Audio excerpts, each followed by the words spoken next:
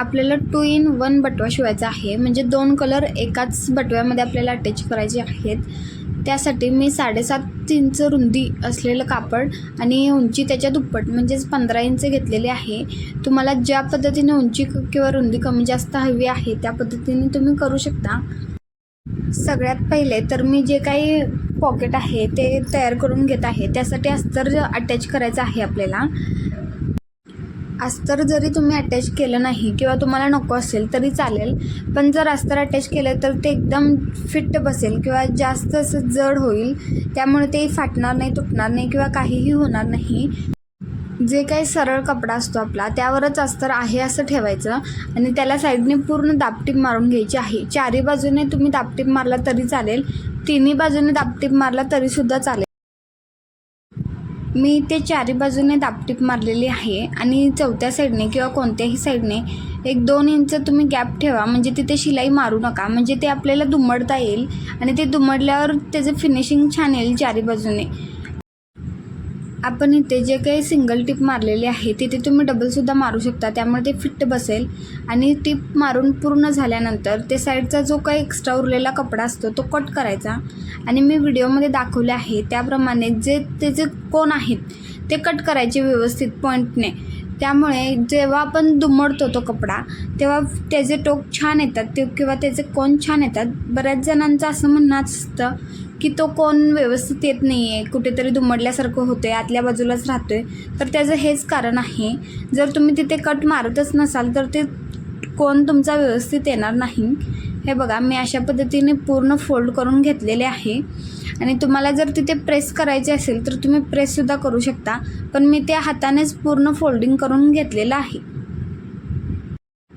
हे जे काही आपण तयार करतोय ते पॉकेट आहे, तो काही बटवा नाही आहे। बटव्याचं अजून आपण तयारी करणार आहोत, तर आपण सगळ्यात आधी पॉकेट तयार करणार आहोत। त्यासाठी ते दोन्ही कपडा मी फोल्डिंग करून घेतलेला आहे, जे काही उलटा करून घ्यायचा असतो तो करून घेतलेला आहे।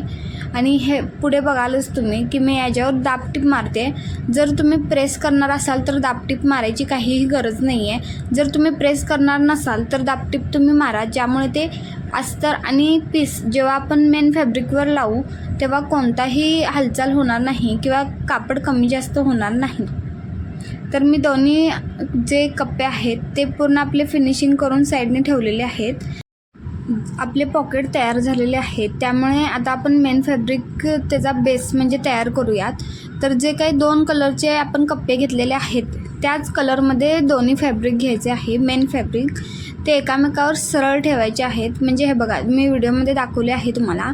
सरळ फॅब्रिकवरच सरळ फॅब्रिक ठेवायचं, ते कोणत्याही प्रकारे उलटायचं नाही किंवा काय करायचं नाही आहे। तर सरळ फॅब्रिकवर सरळच ठेवायचं आणि त्याच्यावर साईडने दाबटीप मारून घ्यायची।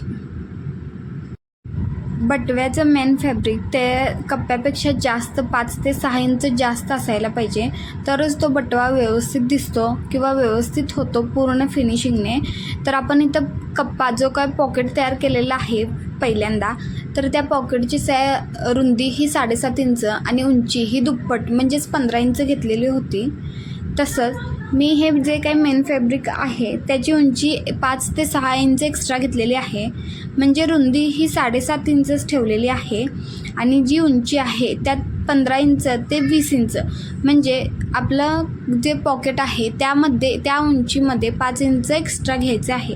म्हणजे तुम्ही कितीही पॉकेटची उंची घ्या, जर तुम्ही कप्प्याची उंची ही 10 इंच किंवा 12 इंच घेतलेला असाल तर मेन फॅब्रिकवर आपल्याला ते अटॅच करायचे आहे।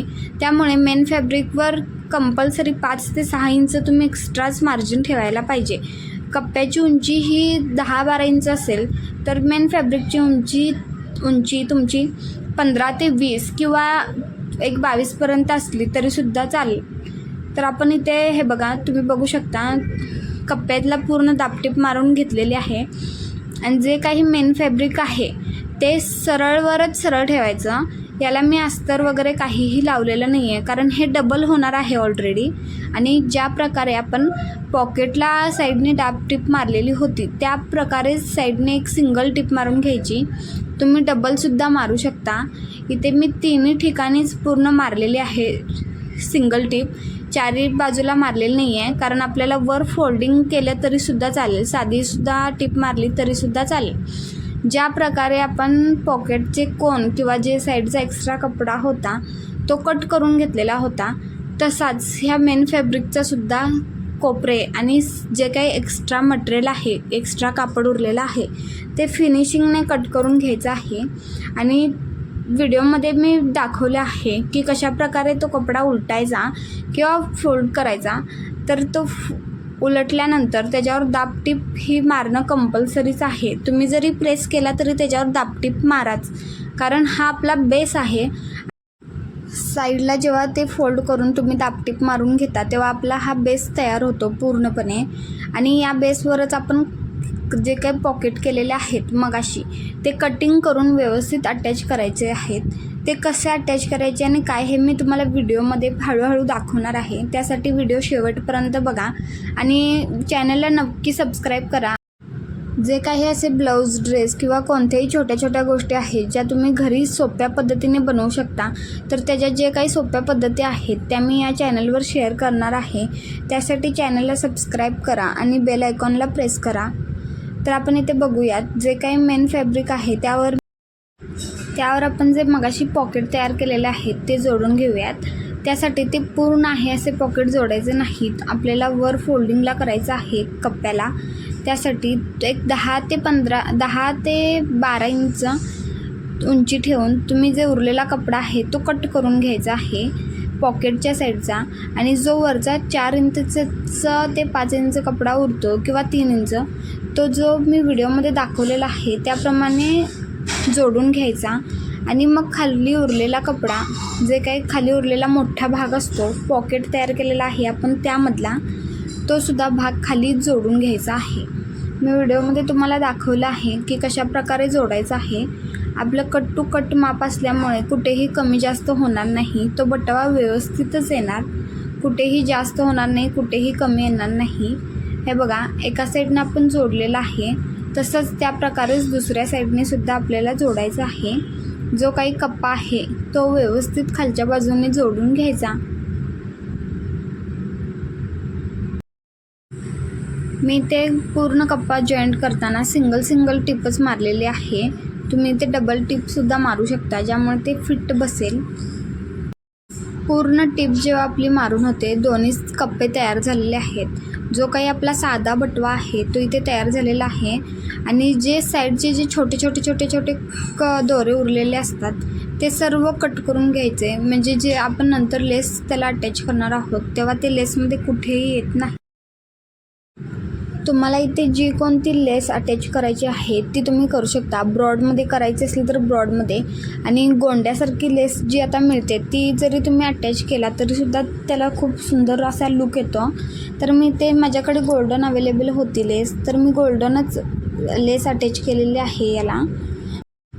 आपल्या इथे 2 in 1 बटवा असल्यामुळे आपण खालच्या बाजूला व्यवस्थित जो काही त्याचा दुमडायचा पट्टा असतो तो व्यवस्थित आहे का बघूनच लेस अटॅच करायची आहे. कारण माझा इथे थोडासा घोळ झालेला आहे, मी इथे बघितली नव्हती, त्यामुळे ते पुन्हा मला 1-2 इंच वरचं उसवायला लागलेलं आहे.